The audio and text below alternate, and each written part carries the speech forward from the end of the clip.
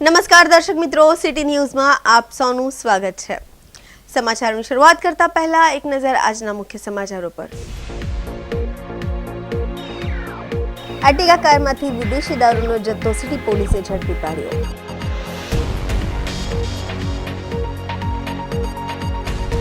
ઉમરગામ તાલુકા પંચાયતની જમીન માપણી દરમિયાન ચુસ્ત પોલીસ બંદોબસ્ત ગોઠવાયો। વાપી ચણોદ ગેટ ખાતે કરડી સેના કાર્યકર્તાઓ દ્વારા બાંગ્લાદેશનું પુતળા દહન કરી રોષ વ્યક્ત કરાયો। વાપીના ગીતાનગરમાં યુવક પર જીવલેણ હુમલાનો મામલો।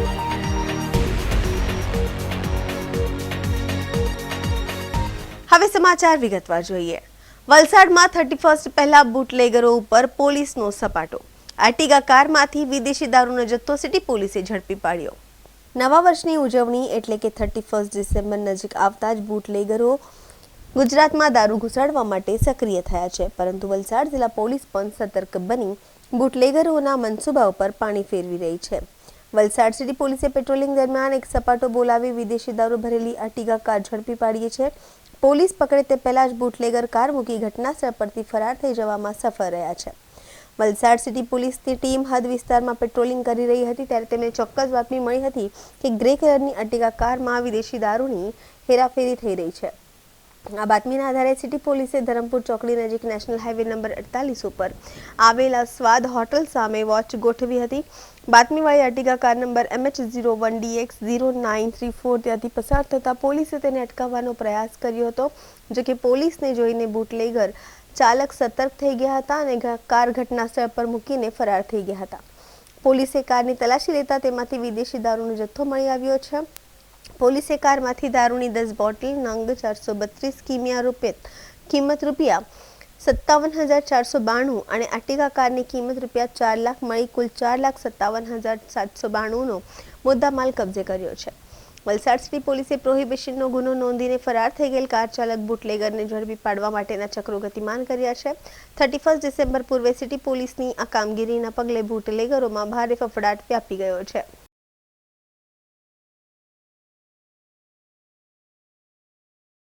ઉમરગામ તાલુકા પંચાયતની જમીન માપણી દરમિયાન ચુસ્ત પોલીસ બંદોબસ્ત ગોઠવાયો। વલસાડ જિલ્લાના ઉમરગામ તાલુકા પંચાયતની જમીન કુલ અંગે માજી તાલુકા પંચાયત પ્રમુખ તથા વર્તમાન સભ્ય દ્વારા માપણીની માંગ કરવામાં આવી હતી। આ માંગના પગલે તાલુકા પંચાયતની જમીનનું કુલ ક્ષેત્રફળ નક્કી કરવા માટે સત્તાવાર માપણી પ્રક્રિયા હાથ ધરવામાં આવી હતી, જેમાં કોઈ વિવાદ ન સર્જાય તે માટે ચુસ્ત પોલીસ બંદોબસ્ત ગોઠવવામાં આવ્યો હતો। હાલની માપણી અનુસાર તાલુકા પંચાયત હસ્તક કુલ 2 એકર 9 ગુંઠા જમીન હોવાનો દાવો કરવામાં આવ્યો છે। વર્ષો બાદ થતી માપણી દરમિયાન કોઈ અનબનાવ ન બને તે હેતુથી પોલીસ બંદોબસ્ત નજરે પડ્યો હતો। આસપાસના લોકોએ જમીન પર દબાણ કર્યું હોવાની શંકાને લઈ માજી તાલુકા પંચાયત પ્રમુખ દ્વારા સવાલો ઊભા કરવામાં આવ્યા હતા। તાલુકા પંચાયતની પોતાની જમીનની માપણી કરવાની ફરજ પડે તે સ્થિતિએ તાલુકામાં આવેલી અન્ય સરકારી જમીન પર કેટલું દબાણ હશે તે બાબતે પણ ચર્ચા શરૂ થઈ છે। સમાચારોમાં સમય છે નાનકડા વિરામનો। વિરામ બાદ આપ જોઈ શકશો। વાપી ચણોદ ગેટ ખાતે કરડી સેના કાર્યકર્તાઓ દ્વારા બાંગ્લાદેશનું પુતળા દહન કરી રોષ વ્યક્ત કરાયો। વાપીના ગીતાનગરમાં યુવક પર જીવલેણ હુમલાનો મામલો।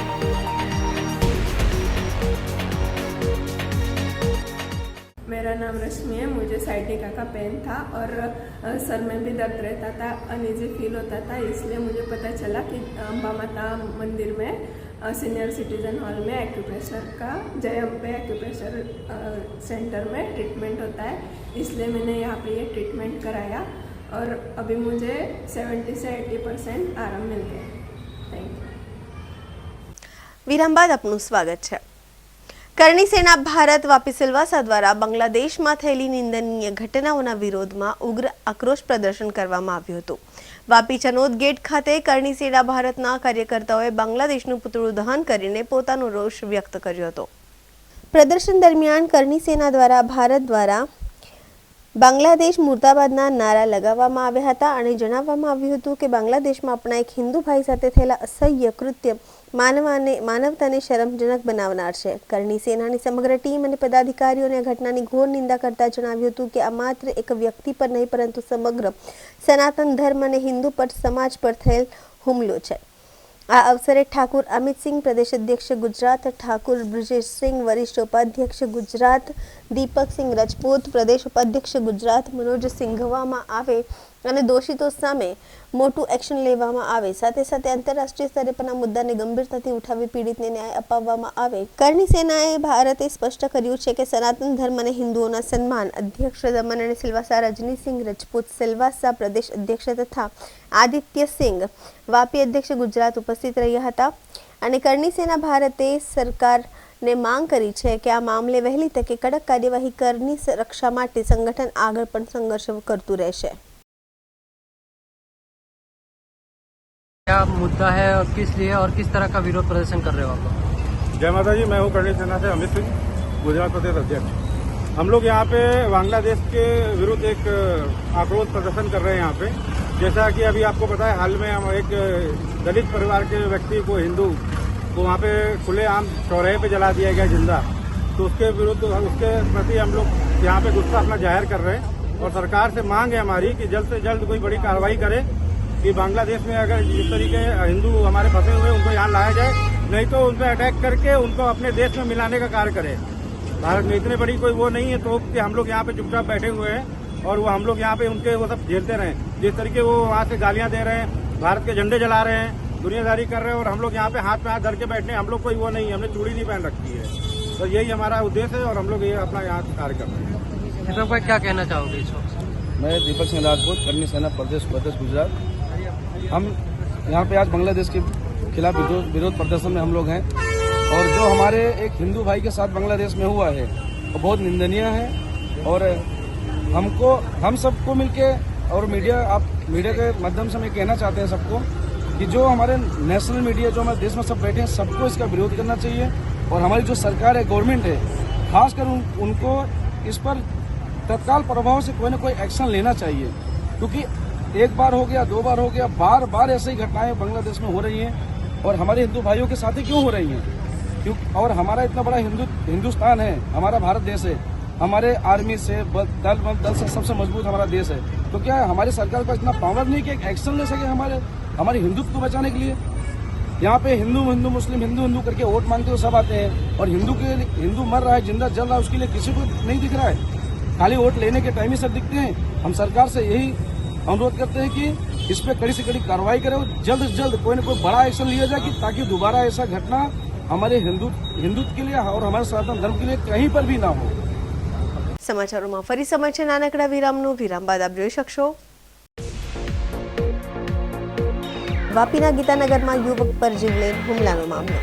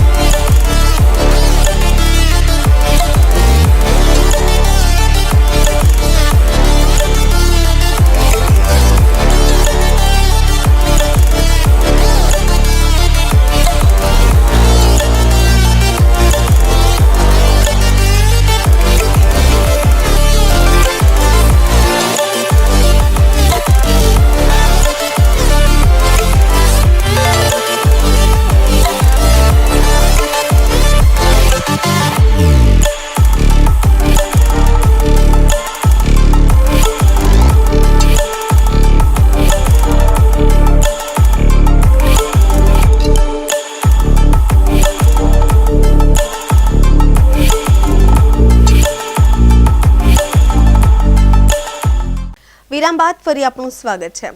વાપીના ગીતાનગરમાં યુવક પર જીવલેણ હુમલાનો મામલો, વાપી ટાઉન પોલીસની તાત્કાલિક કાર્યવાહી કરવામાં આવી। વાપી ગીતાનગરમાં યુવક પર જીવલેણ હુમલાનો મામલો, વાપી ટાઉન પોલીસની તાત્કાલિક કાર્યવાહી કરવામાં આવી છે। હુમલો કરનાર 6 આરોપીઓ પૈકી 2 આરોપીઓની ધરપકડ કરવામાં આવી છે। આરોપીઓની ધરપકડ બાદ ઘટના સ્થળે લઈ જઈ રિકન્સ્ટ્રક્શન કરાવ્યું હતું। 21મી તારીખે રાત્રે આરોપી એક યુવકને જાહેરમાં ઢોરમાર માર્યો હતો અને યુવકને માર માર્યા બાદ માફી મંગાવતો વિડીયો પણ રેકોર્ડ કર્યો હતો। ભાઈગીરી કરનાર અસામાજિક તત્વો વિરુદ્ધ કાયદેસરની કાર્યવાહી હાથ ધરાઈ છે। બનાવમાં હજુ પણ 4 આરોપીઓ વોન્ટેડ છે।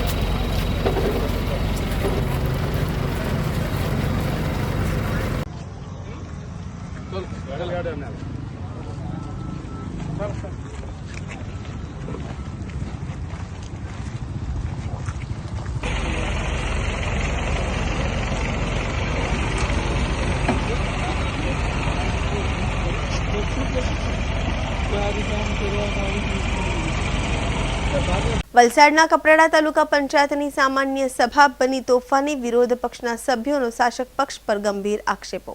કપરાડા તાલુકાના પંચાયતની સામાન્ય સભા તોફાની બની છે। વિરોધ પક્ષના સભ્યોનો શાસક પક્ષ પર ગંભીર આરોપ લગાવવામાં આવ્યો છે।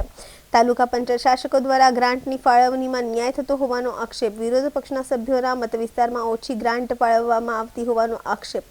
સામાન્ય સભામાં વિરોધ પક્ષના સભ્યોએ મચાવ્યો હંગામો। તાલુકા પંચાયતના પ્રમુખે વિરોધ પક્ષના આક્ષેપોને ફગાવ્યા છે। તમે સામાન્ય સભામાં બધાને બધી ગ્રાન્ટ ટોટલ વાંચી બતાવી, કોઈ ઓપન તો નહીં હતું કે કોના પાસમાં કેટલી ગ્રાન્ટ આવે, પછી 5 મહિના સુધી બધા પાસે કામો માંગ્યા, તો 5 મહિના સુધી તમે કામો એ લોકોને આપ્યા નહીં। હવે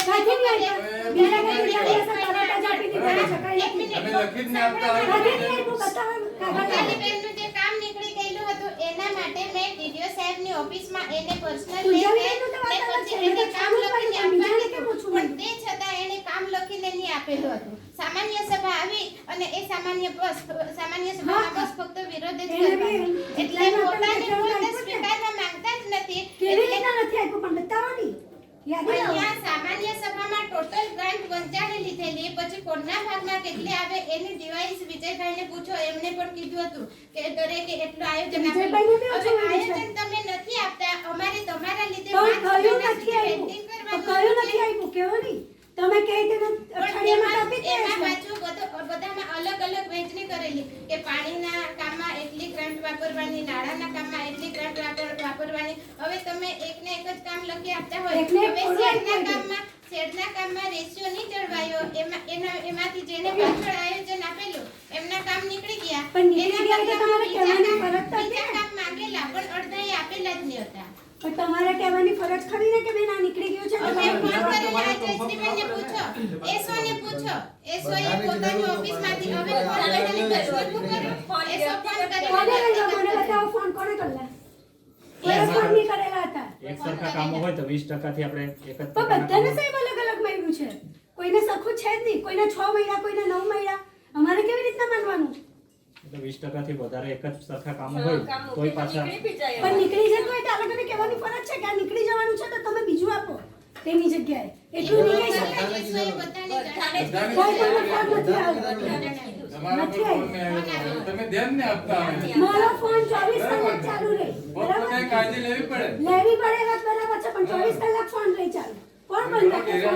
આપવાના છે આપણને લોકોએ છૂટીને લાઈવ છૂટીને આપણે પણ અહીંયાથી કહેવાની ફરજ પડે ને કે આ બેન તમારું કામ નીકળી ગયું છે તો બીજું લખી નાખવાનું, કહેવાય કે નહીં કહેવાય? બધાને જ કીધું કે અમે ને ખાઈ ગયેલા નહીં મળે, અમે કાં કીધું ખાઈ ગયા, પણ તમને કાંથી વધારે મળી એમ કહેવા માંગીએ। તમે કાળજીપૂર્વક અમે કામ લેતા છે ને આપતા કાળજીપૂર્વક બરાબર, પણ નીકળી ગયું હોય તે તો કહેવાની ફરજ બને ને કે કેમ નહીં કર્યું. તે તો કીધેલું ને નથી કીધેલું, ફોન આવ્યો એટલે કીધેલું, બધાને જ કીધેલું. બધા હા, હવે ફોન. અહીંયા મેમ્બર બધા બેહેલા જ છે. હા તો બધા ભાઈ ફોન કરેલો હશે તો બધાને તો બધા કરી કરે જ દીધું. ફોન. કદાચ તમારા પર નહીં કરેલો હોય. હા તે અમારી થોડી ભૂલ. બીજા પર તો કરેલો જ છે ને. તો અમારી થોડી ભૂલ કહેવાય. નહીં આવી હોય તો. એટલે કઈ નહીં, મેં બી કામ એવા મેડમ લખી આપેલા આમાંથી એક જ બાંધકામના જ આપણે કામો વધારે લખતા હતા, આમાંથી એક બે નીકળી જાય. આમાં બધા ઇન્ફોર્મેશન મળેલું તે કેવું કે અમને કામની માહિતી જ ન હતી કે આ કામમાં આટલું આપવાનું, તે કામમાં આટલું આપવાનું, એટલે અમારું બે આયોજન નીકળી ગયું. મેં 3 કામ આપેલા. આ મેડમ છે જયેશભાઈ, મને ડાયરેક્ટ ફોન કર્યો કે આ ભદ્રભાઈ તમારા 2-3 એક જ કામ છે, નીકળે મારું થોડું ચાલવાનું. એ તો તાથી ડીડો સાહેબ જ ચાલ્યા. એક જ બધે ગામમાં 3-4 ગામ આવતા તો એક જ કામ લખે જ નહીં થાય. જે નીકળી જાય એની જગ્યા પર કોઈ અડચણ એની જગ્યા પર આપણે બીજું કરવું પડે. એની જગ્યાએ આપણે બધાને જ્ઞાન આવે આ એ બીજી પણ આપણે બીજું કઈ લખો આપણા. બરાબર, ત્રણમાં લખ્યા ને કેવી રીતે લખ્યા? કાઢી નાખ્યા. એમાં કોઈ પ્રમુખ નથી કાઢી નાખતા. અમે થોડું કીધું કે પ્રમુખ સાહેબે કર્યું. પ્રમાણે નીકળી જાય આમ. ચાલો, અમે તો નામ જ ચાલવા નથી દો. કરતા. ચાલવા દો. હવે હમણાં આગળ નહીં. આ તમારે આક્ષેપોનો સખત શબ્દમાં હું વખોડું છું. તમે એમ કહો છો કે ફોન કર. કોમ્પ્યુટરમાં તમે તો બતાવો છો કે આ કામ તમારે લીધેલા છે, ને તમે એમ કહો છો અમે તો લેખિતમાં તમને અમારા કામો આપેલા છે. લેખિતમાં આપવા છતાં પણ નહીં કામ થતા હોય તો અમારે તો બોલવાની ફરજ જ પડે. તમે એમ કહેતા હોય કે વિરોધ કરતા છે. અમારો વિરોધ એ માટે હોય છે જ્યારે અમારા લોકો સાથે અન્યાય થતો હોય ને તો અમારો વિરોધ હોય છે. બાકી અમે કોઈ જગ્યાએ આજ સુધી મોહન સાહેબના અધ્યક્ષતામાં થયું ત્યારે તો અમે કોઈ વિરોધ નહીં કર્યો. કેમ? એમના ફોન આવી જતા કે આટલું તમે આયોજન આપી દો, આટલું આ કામ તમારું નીકળી જતું છે, શેડના જગ્યાએ તમે પાણીનું કામ લઈ લો, પાણીના જગ્યાએ તમે નાણાંનું કામ લો. ત્યાં સુધી કોઈ દિવસ નહીં થયું હતું. તે અમારા આયોજન કેમ નીકળી જતું હતું? એ તમારી ભૂલ છે. તમે બોલી નહીં શકાય, તમારી ભૂલ છે. તમે અન્યાય સહન કરતા છો એટલે તમે બોલો. તમે અન્યાય સહન. હા, હું છું. મારી પાસે બી છે. મારી પાસે બી છે. તમે મને ટેક્સ્ટ તમે મને મેસેજ કરેલો છે. તમે કોમ્પ્યુટરમાં બતાવતા છો. એમના જોડે તમારા બધાનું હું રિસ્પેક્ટ કરું. બાકી પંચાયત સભ્યોનો મેં રિસ્પેક્ટ કરું.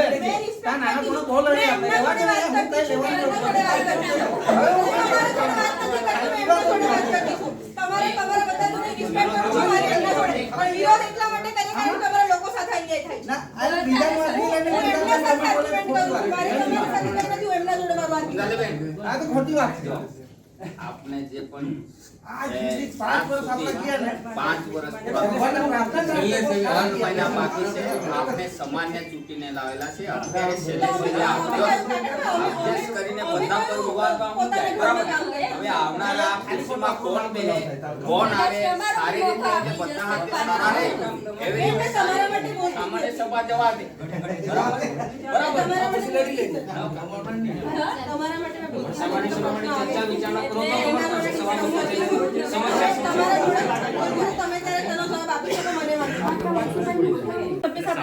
તો વાંધો જ નહીં હતો. મારો પ્રશ્ન એટલો જ હતો કે તમે એક સભ્યને 6 લાખ આપો અને બીજા સભ્યને તમે વધારે આપો. મારા બીજા સભ્યને તમે 50 લાખ આપે તો પણ મને કઈ વાંધો નથી, પણ એટલીસ્ટ જો 1 કરોડની ગ્રાન્ટ હોય તો ડિવાઇડેડ બાય 30 તો થવા જોઈએ ને. પછી તમે મને 6 લાખ આપતા હોય તો એ કેટલું યોગ્ય છે કે આના કે હજુ બી અમારે આ લડાઈ લડ્યા જ કરવી પડશે. એટલે આપણે કેવું સભાની અંદર જે કામો લેતા હોય બહુમતીથી જેટલા જે રીતનો નિર્ણય લેવાય એ તો બહુમતીથી મતલબ અમને સુખાલા દોદડકો અને વાજવાડે બહુમતી જ નથી મળતી કામો માટે. એવું નથી, પણ આપણે સભામાં જે સરખા ભાગે નથી મળેલી. સરખા ભાગે પેલામાં નથી મળેલી એટલે બોલવાની ફરજ પડતી. એમાં નિયમ લાગતો હોય કે 20% પાણીના કામ 20% નાણાંના કામ તો એમાં કઈ નિયમમાં નહીં થતું હોય તો દરેક કામ નીકળી બી જાય. એવું તો અમારું બી થયું છે. તો તમે રજૂઆત નહીં કરીએ તમારી ભૂલ છે.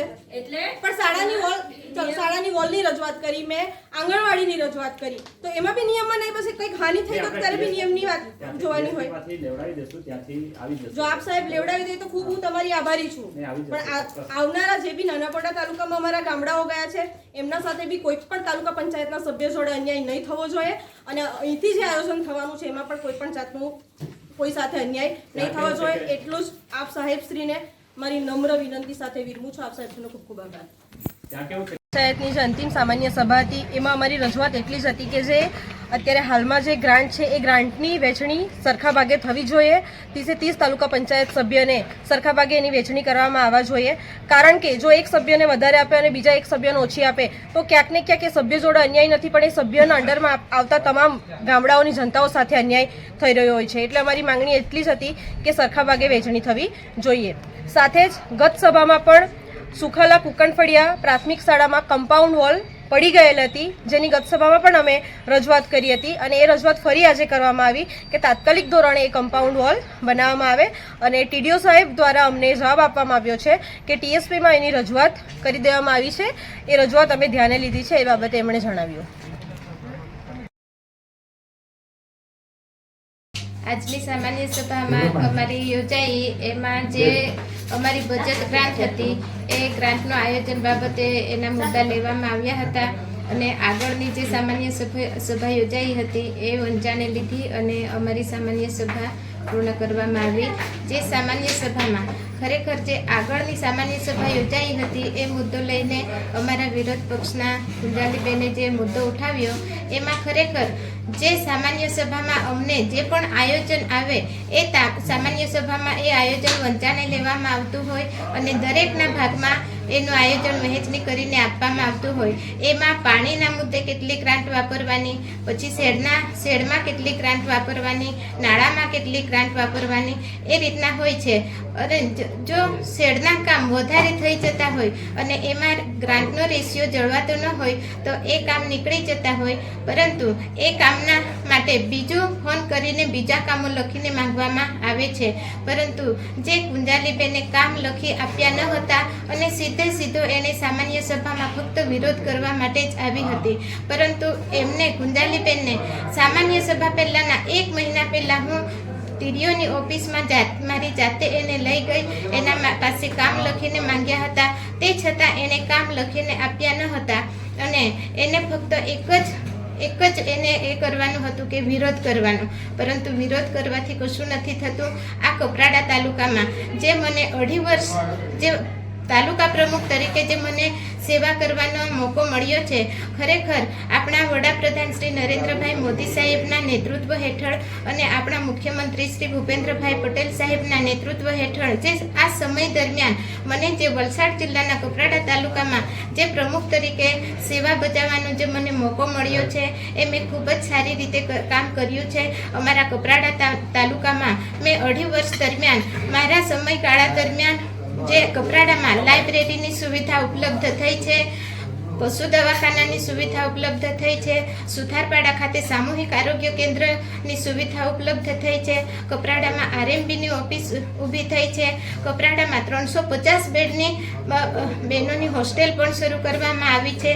આવા કેટલાય વિકાસના કામો કર્યા છે અને તાલુકા પંચાયતની ગ્રાન્ટમાંથી નાના રસ્તાઓ છે, પાણીની સુવિધા છે, એવા કામો અમે કર્યા છે. અને અમારી જે ભાજપની સરકારે મારા ઉપર જે વિશ્વાસ મૂક્યો છે અને મને પ્રમુખ સ્થાન તરીકે આપ્યું હતું, એ મેં ખરેખર સારી રીતે નિભાવ્યો છે. તો હું સરકારશ્રીનો ખૂબ ખૂબ આભાર વ્યક્ત કરું છું.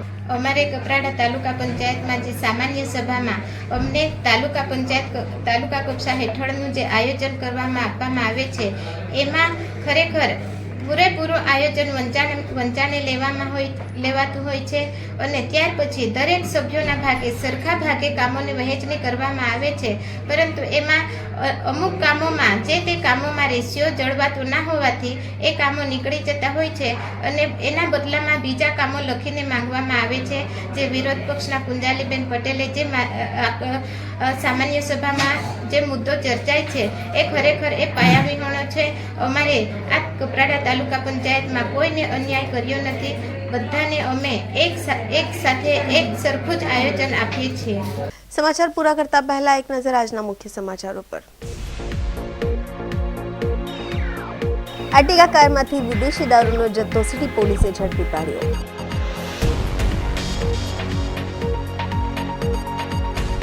ઉમરગામ તાલુકા પંચાયતની જમીન માપણી દરમિયાન ચુસ્ત પોલીસ બંદોબસ્ત ગોઠવાયો. વાપી ચણોદ ગેટ ખાતે કરડી સેના કાર્યકર્તાઓ દ્વારા બાંગ્લાદેશનું પુતળા દહન કરી રોષ વ્યક્ત કરાયો. વાપીના ગીતાનગરમાં યુવક પર જીવલેણ હુમલાનો મામલો.